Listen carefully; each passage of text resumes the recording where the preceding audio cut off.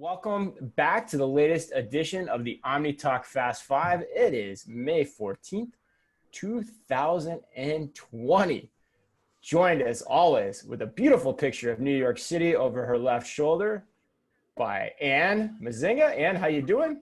Not nearly as exciting as your background, Chris. You have some, again, one of your classic Zoom backgrounds. How could we go on without it? Oh yeah, have to have that. We're gonna have to have some guesses on who these people are. These gentlemen, these two fine-looking, strapping young gentlemen behind me in this photo from probably around the 1900s. Not exactly sure when. And of course, we've got Emma in Jersey wearing her, what is it, like the mortar? Is that what that's called? The mortar from the cap and gown? I can't remember what that's called specifically. How you doing? Good. How are you? Doing very well, very well. Emma, Carter. we're going to give you the graduation that you deserve, and that's live here on the Omni Talk Fast 5. Better than any commencement speech I could imagine you'd ever listen to. We're going to do it right here. So congratulations. I think we should go back to our Omni Talk roots, Carter, and I think we should sing. What's the graduation song? Pomp and Circumstance? Somebody do it for I can't do it. What is it? Anybody got it? Anybody? Nobody needs to hear anyone singing. I think we can go on without that. Left hanging as usual. Every time I want to sing, we can never get it to work. All right. Well, how you guys been doing? It's been a crazy week. Any guesses who is over my shoulders for those maybe watching at home? Be interesting little podcast humor here as well. Any guesses? Famous people in retail over my shoulders right now in video. Oh, live panelist with the call. Way to go, Tom Kuhn. That's right. We got Sears and Roebuck over my shoulders. Two titans of the industry. And Minnesotans. Yes. That's right. Before they went to Chicago, like most people. Right, yeah. We're still Midwestern, though. So I'm Midwestern. We work hard, thick blood, make it happen. Hardy stock up here. How's your week been? Carter, how's your week been? What's new? Week's been good. It's been a busy week here in the home office, right? But a lot of fun things going on, a lot of projects moving, good stuff on all sides. We're super thankful to have the crew here and excited to be back on Omni Talk Fast 5 now live on a bunch of different platforms, which is really cool. Yeah, dude, I'm like liking this thing and sharing it out right as we go, man. Anyone else watching, let's do it. This is fantastic. So, Emma, graduation, do you feel different? Not really, no. Not really, no? No, it's pretty blasé. Pretty blasé, yeah. You guys been doing anything to celebrate? Like what's been in the repertoire for the celebrations when you're all, kind of stuck in quarantine in Jersey? The virtual commencement is Saturday morning, so we're going to watch it. And then my mom's making tortellini, which is my favorite food. So that's about From scratch? Like cheese tortellini? No. Cheese tortellini, but from the store. Okay. All right. Yeah. Now, is that with a red sauce, a white sauce? What do we got going on there? You could do red sauce, or a pesto is also really good, but I requested red sauce for Saturday. For the graduation dinner. All right. We got cheese tortellini for graduation dinner. And can you top that? I don't know that you can.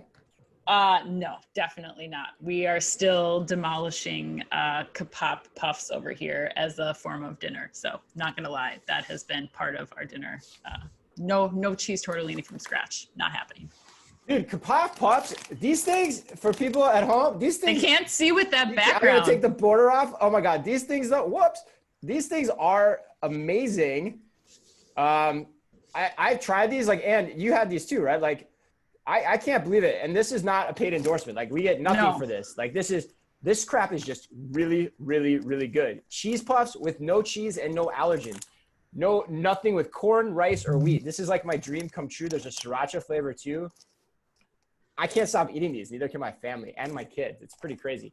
No, Promo code OmniTalk if you're interested. This will come up later as well, I think, in the Fast 5. But Ann, you're loving them too, right? Yeah, I mean, like I said, I've eaten a bag for dinner for myself. I'm ashamed to admit it, but yes, that's happened before I know it. It's like quarantine times, like working, and next thing you know, you're like, trying to find the end of the bag, and there it is, and there's no more puffs left. Your hand just won't go through the bag anymore. My shamed orange hand is just typing all over the keyboard, and yeah, no, just kidding. Right. I like the salt vinegar too, but hey, we've got a great show. We've got an awesome show. I think this is going to come up again. We'll probably talk about snacking amid quarantine again, because we've got an awesome story from PepsiCo, them doing something that we've quite frankly wanted to see happen for a really long time. Got a few stories out of Target land too, which is unusual for us. We've got stories around Shipt and digital couponing. Shipt is really hard to say on a podcast, by the way. Deliv and Target. Target acquired them, if you've been following the news. Lidl. We haven't talked about Lidl much. We're going to do that for the first time. And then if you stick around for the whole show, we're going to talk about something you probably haven't heard about. Emma is going to introduce us all to an idea called squad shopping. What is that? Well, you're just going to have to stick around to find out. But first of all, let's give a shout out to our sponsor, Trigo. Trigo is developing the most advanced AI and computer vision-based checkout free system for the grocery industry. Using standard cameras and proprietary algorithms, Trigo converts real-sized stores, introducing a frictionless shopping experience. Together with Tesco, Trigo is currently piloting the world's largest checkout-free store. To learn more, visit www.trigo.tech. All right, Ann, are you ready? Let's get this party started. Yes, let's do it. Where are we going first? As if the audience hasn't already had enough of us talking about snack products this early in the morning. Right. The story number one is that PepsiCo has announced the launch of snacks.com and pantryshop.com, where they will start selling PepsiCo products direct to consumers. So you can go to snacks.com and that will be selling their Cheetos, Doritos, Lay's potato chips brands. And then you can also go to pantryshop.com, which is offering some bundles of like oatmeal, cereal, other kinds of options. But PepsiCo is hoping that this will provide customers with a way to get access to their products when they are facing, out of stocks from whether it's Amazon or other online grocery or big box stores trying to place those orders and having to wait a few days before they can get them fulfilled. So it's super simple. You go online, you order your $15 minimum of Flaming Hot Cheetos, and your life is now whole again. I love this. I think it's great. I told you, like, those pop snacks, I never could imagine myself ever ordering direct to consumer snack products, but here I am, however many weeks into a quarantine, and my family, we're ordering these on repeat schedules. So I think this is a really great move for PepsiCo right now. We're seeing this happen at General Mills and some other places also, but I think it's good to get people in the habit, taking advantage of this time and seeing how that will continue post-pandemic. We'll see, but it could be a habit that keeps on going. But curious if you guys are going to get on right after this and order your Flaming Hot Cheetos or taco flavored Doritos. What's happening? Yeah, Carter, are you all over this? What's when your I take saw on that it? when I saw this come out yesterday, I filled my hypothetical card of all the things I wish I could order and eat all of. The Flaming Hot Cheetos, all the different flavors of chips you could imagine. I'm like, I just want to order this and just eat it all. And I love and hate it, right? And hate's not the right word. I'm skeptical. The reason I love it, it's super simple. The website's got a great experience, $15 minimum, ships for free. It's awesome. It has no bells and whistles that you don't need. And I thought the whole thing was done really, really well. And so kudos to them. And I know they accelerated that timeline specifically for what's needed. I also like how, and as you mentioned, it's an opportunity for people who might not be able to get this because at their grocery store, it's not in stock. It's a way to go right to the brand, order from them, make sure you're getting your favorites. Here's my question though. When you see a bag of Cheetos or your flavored potato chips out of stock at, the Target or the Whole Foods, well, not Whole Foods, but, whatever grocery chain you're choosing to buy from, are you really, desperate for that specific product so badly that you're going to go create a second order in a .com? Or are you going to find an alternative within that category so that you're really only buying your food from one place? So I'm just curious what, kind of the goals are for the .com. Is it the subscription model? Is it I'm going to order over and over again? Is it the fact that I have all of my favorites all here in one place and that's just my secondary grocery run that I'm going to do virtually? I just am curious how apt consumers are to going to a secondary platform rather than the grocery store. And is that how it's going to happen too? I think. Emma, what do you think here? Did you up and order anything in the last 24, 48 hours? Join that cheese tortellini? I'm not a big snacks person, but I could see myself, like, if it's really late on one of my college kind of nights, just ordering snacks because you just get that craving. And I could see myself going to snacks.com to do that. But I also agree with Carter in that I would much rather prefer to just pick it up all when I go to Target. But I could see myself, if I was really desperate, going to snacks.com and ordering a bunch of food in the middle of the night. That's a huge point. The munchie craving and where do you go when you just want that? That's, I think, especially given everything going on, that I think that's really interesting too. It's going to be what's the consumer behavior, right? And it's also about what's the share and how do the CPGs take some of that back. The other thing is, especially in the times we're in right now, what's the point of inspiration? I mean, we talked about this in the podcast we did with Basketful. Like, how much of it is going to be the traditional, like we load up, like when we do shopping versus, oh, I'm in my social feed or I saw this digital ad. You know what? I do need, well, I don't know why we keep using Cheetos, but I do need some Cheetos right now. Like, let me satisfy this urge. So I think this is cool. Like, this is what we've been telling the CPGs to get started for a long time. I actually, as I think about it, like, I'd love to see this in toys. Like, what people are buying food. You know what else they're buying right now? A hell of a lot of toys for their kids. I went on Transformers website yesterday just to see what transformers.com looks like. And I got to tell you, as a former e-com exec, it's freaking awful. It's terrible. Like, you can't buy anything direct from it. It's impossible to shop. But yet, why is that? Why are we forcing everyone to go to Amazon? There's tons of categories where you could start doing this more effectively. And it's just been surprising how long it's taken for a lot of the CPGs to do this. I think if anything, the one thing I don't love, because it is the whole like pantry load URL that they also put out. They put out both, right? The snacks.com and the pantry load URL. Like that, no one buys like that. No one says like, give me the care package. Like it's just silly. You can tell that they kind of still are trying to fumble their way through this. One is going to be much better than the other. And customers, generally speaking, from a merchandise perspective, always want choice. They'd rather create their own bundles than have a bundle created for them. That's kind of a universal truth almost at this point, I think, in retail. But I don't know. Anything else to add, you guys? Again, I would just give them kudos. You mentioned it, Chris. A lot of these companies are building web experiences that are so clunky and so full of just technology for no reason.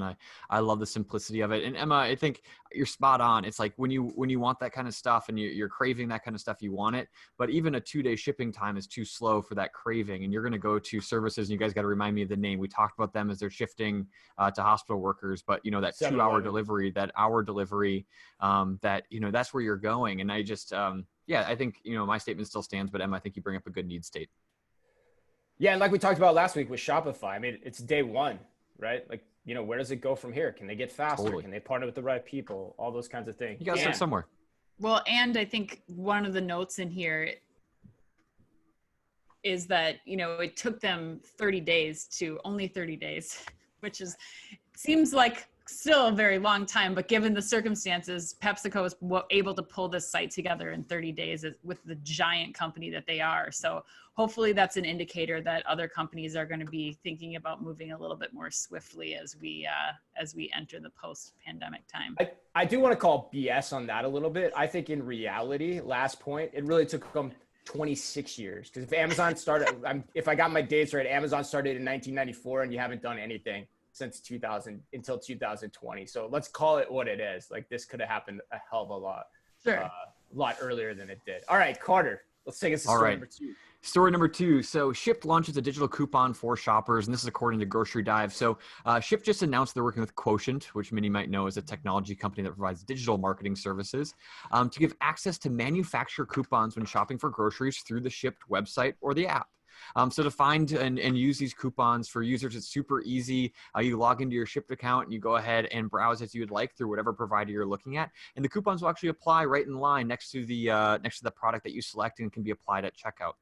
So this is interesting for a couple of reasons, specifically in the time that we're in. So it's a couple different stats that were mentioned too. Participation in digital coupon programs have risen over 93% in the last couple of months, and I think it's really this is a really good time to see this type of innovation, because you're seeing more and more people rely on these platforms. Not only that, but more and more people, with all the unemployment and everything that's going on, you're looking at every single penny, every single dollar that's leaving the home. So coupons that were in traditional printed mailers or circulars or whatever are great, but it's frustrating when you're not able to use those deals on the new platforms that we're now relying on more than ever. So super interesting. It seems to be a small innovation, but really another level up for the online grocery world specifically.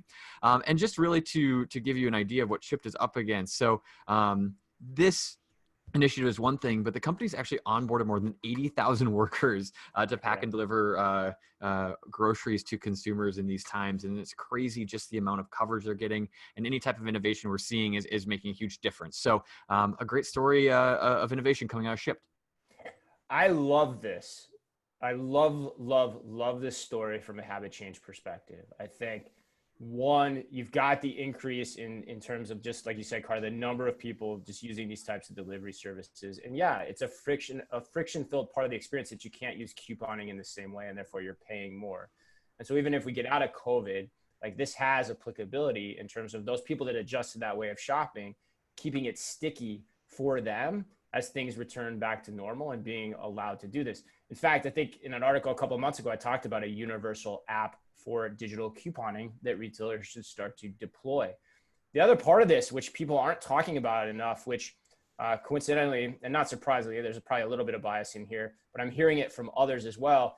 The Quotient CEO actually predicted in a statement this week that there will be no digital circulars in 18 months. And I'm hearing as well that physical and digital, right? Yeah, physical. Yeah, sorry, okay. yeah, I said that wrong. No physical circulars. Yeah, Oh, don't use that. physical circulars. I want to in the next 18 months, and I'm hearing that too. Like that, the number of printed circulars are just dropping precipitously. Well, one, because retailers don't need to promote their products. Like people are going in and getting what they need because they have to, and so they're trying to keep the price levels high as well. And then there's just a cost of doing that. And so things are going to move in this direction. And so this is a great move. The other thing is if retailers are smart, and I'm curious to see how many of them will do this, but the places that offer scan and go or some type of program like that in their store, that's the next wave of this. Like start to incorporate this same functionality into those types of offerings. And then you've really got something special and really different for the long haul as people try to adjust their behavior amid COVID-19. Yeah, I have some of the same points outlined. I mean, my biggest question is why did it take this long for this to happen? But again, I think another great part of where this pandemic is taking especially the digital and online ordering for our industry, it's tremendous. It's really having a positive impact, I think, both for the retailers and the CPG companies themselves who are competing against, own brands. Like you said, Chris, as we start to move into contactless payments and the physical couponing goes away, this is providing them an opportunity when we're ordering differently. We're not, sitting there in front of a shelf and making determinations and thinking about what coupons we have. It's really allowing you to make those decisions in the moment. But then also, I think the Shipt angle here is that when you start to look at how much money people are able to save, Shipt services start paying for itself. Like if you can say, if over time, throughout the entire year, you're accumulating all these manufacturers coupons, the $100 a year subscription for Shipt starts to get eaten away at, and then you're making that more accessible to more people, which I think for me is the big I love that angle, Ann. I think that's so spot on. Oh my God, that's so good. Yeah, and it makes it easier for you to get the coupons too, which you might not always be able to do in the physical world too. Yeah, great point. I do want to clarify too, the direct quote is there's a reasonable chance that there will be no freestanding inserts in 18 months. That's according to the CEO of Quotient. Yeah, that's amazing. Unbelievable. Emma, anything here? Like, what do you think about this? Gen Z just graduated, getting into the real world, having to, whatever the hell that means, getting into the shopping arena on the weekly grocery basis. What are you thinking here?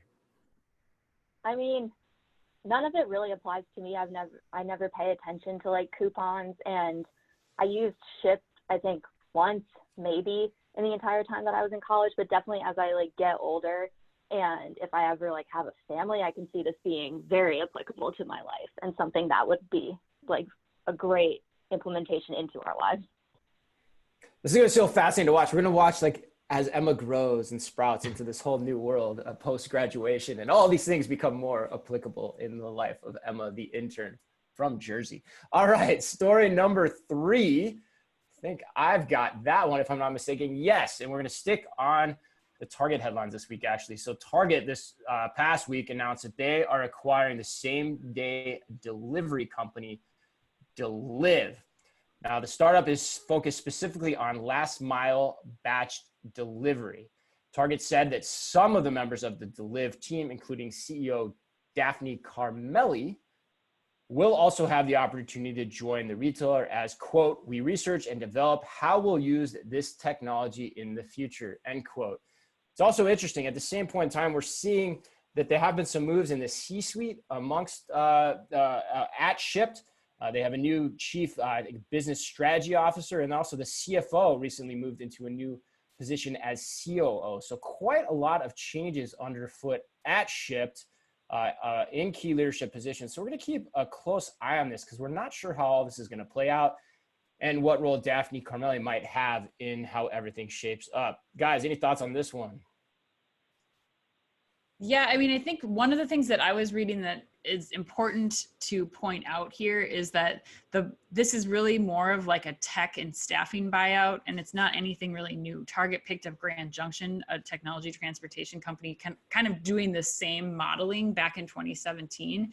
And so, based on the research that I was doing, it looks like, this technology, what Target's really focusing on in buying this technology is making the deliveries faster and cheaper, because apparently Deliv has like amazing batching technology so that they're not doing disparate shipments from store. So, we'll see what happens here, but even Target seems to be a little bit, quiet about like, that's no big deal. This is just another day, another merger. Yeah, there's interesting angles on this. I mean, according to the Wall Street Journal, Deliv was set to wind down its operations on August 4th. So this is a little bit of a last-minute Hail Mary play to some degree.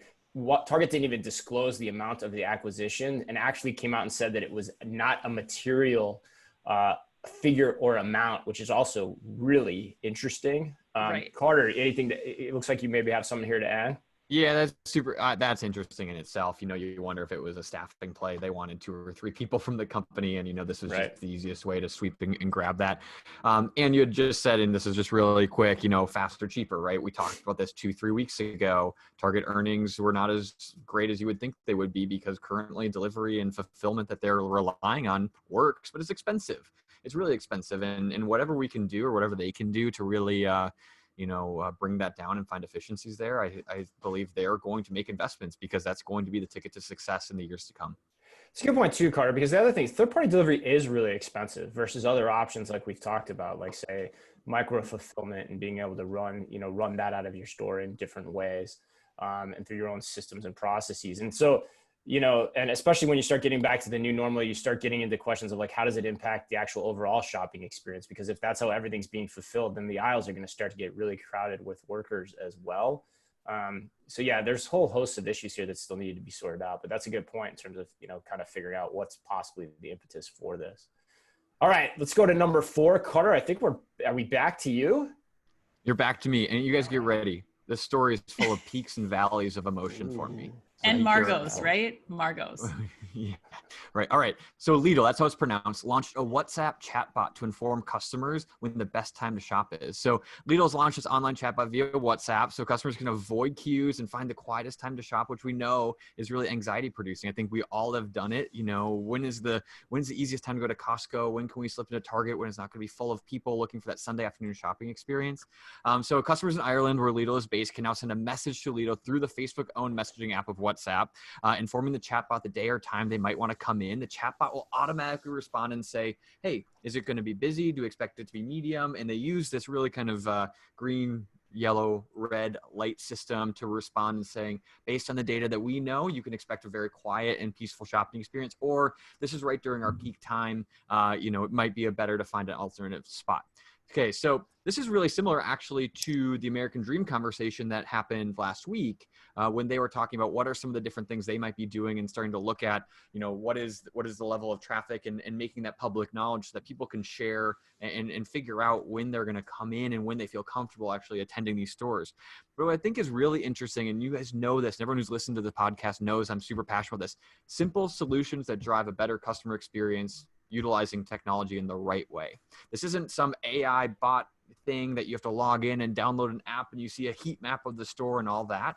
It's a simple chatbot that delivers really relevant information on a platform that specifically in this part of the world that everyone lives on day in and day out. WhatsApp is just part of life. And if you could just switch over to the Lidl channel and quickly ask, hey, what's the status of the store currently, and get that information. It's so important, and it has a ton of value. Now, here's the valley.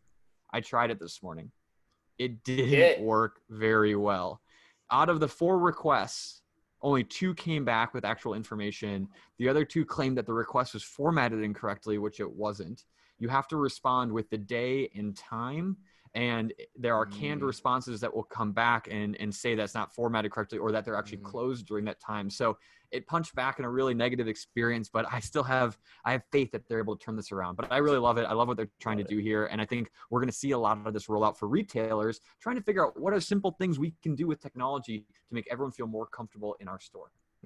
I know Anne's going to jump in on that for sure, because I can see her trying to. One point of correction I do want to make: Lidl, German company. I think incorrectly said it was Irish. That's just where they're happy to be doing the testing, but actually a Perfect. German company. Thanks for that.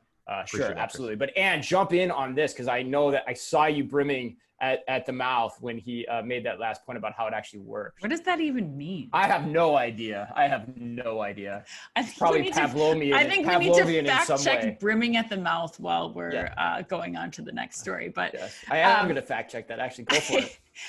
Carter, you're right. I think it's more the focus on where this is going and the potential this has. I was talking about this yesterday, and it's, to me, the closest analog I have with this, where it currently sits, is like Waze.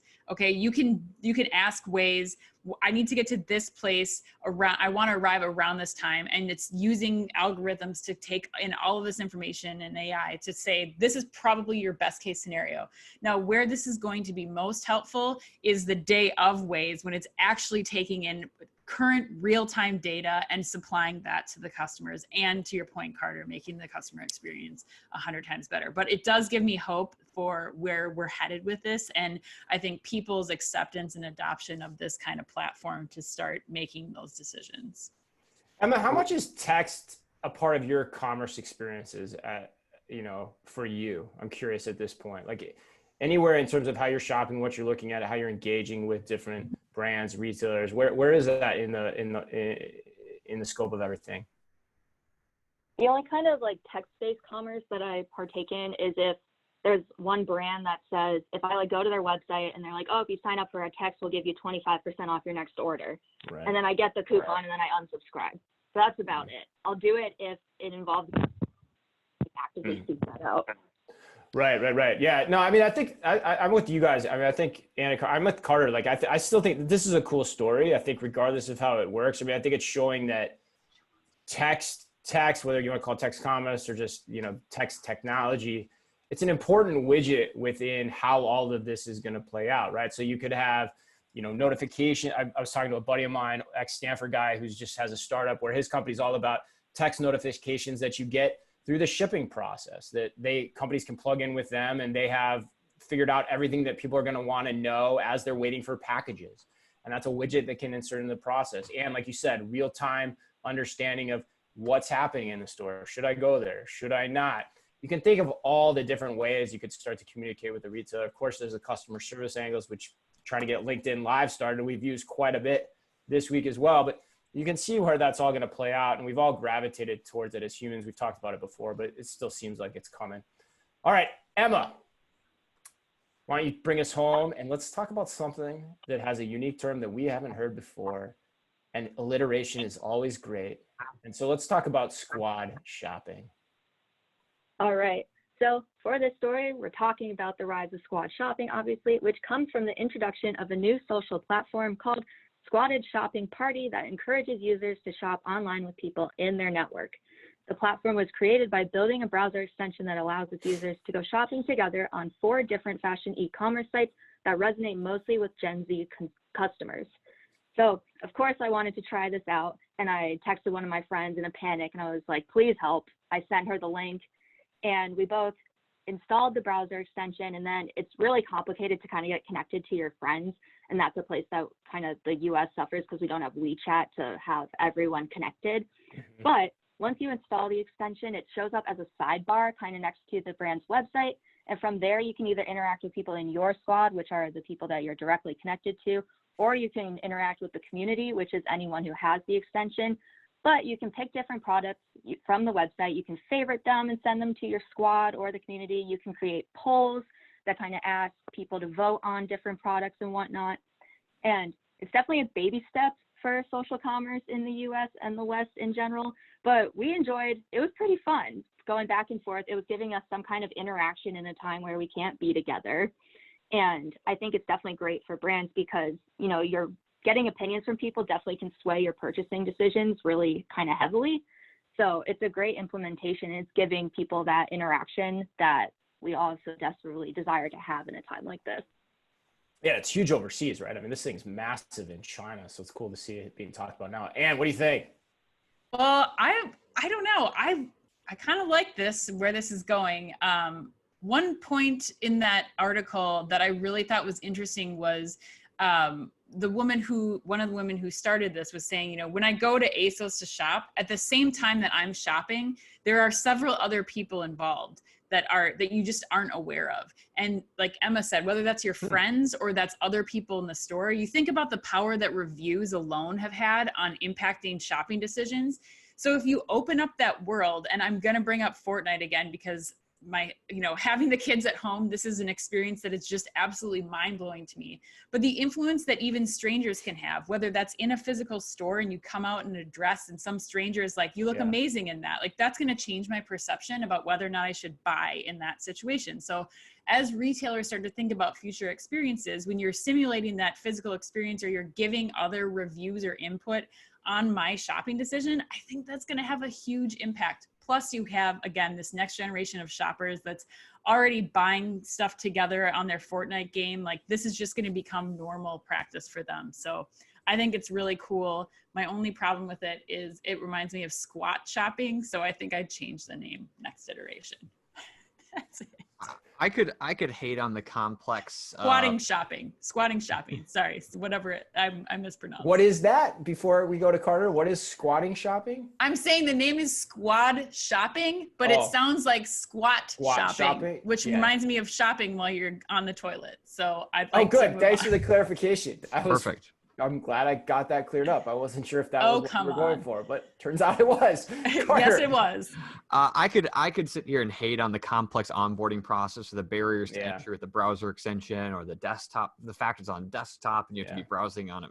I could do that, and it's reality. However, I have to give these guys credit for I think we need this type of stuff more than ever right now. I think consumers, to Emma's point, after you got through all that, it was actually a really fun experience. We have to figure out how are we supplementing, the current reality of shopping with things that, with technology like this. How are you bringing people together? How are you replacing some of the things that we're now missing? And I think that this is just the tip of the spear for some incredible innovation we'll see over the next few months as we look to replace the standard shopping experience. And I think it'll be a lot of fun to watch. Yeah, I love it. I mean, all these stories this week, I think, are just like, and it's been fun to see. I think we'll close on this too. It's just been fun to see how all the stuff that we have been talking about and evangelizing for the past, 2.5 years, as long as we've been doing this, you're starting to see them come to fruition. Like they're becoming real. Like we were talking about digital couponing months ago and how to make that more ubiquitous. And now it's happening.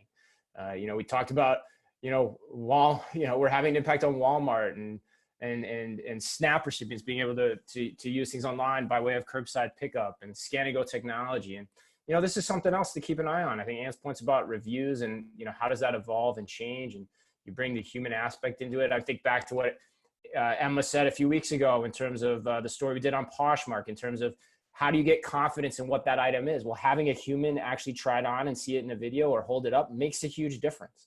And so all that stuff's going to matter. And to Carter's point, things are changing, and now is the time where we're going to see that. And share a little anecdote. I had a fun interaction with one of our loyal OmniTalk fans, somebody that I didn't know prior to us all doing this.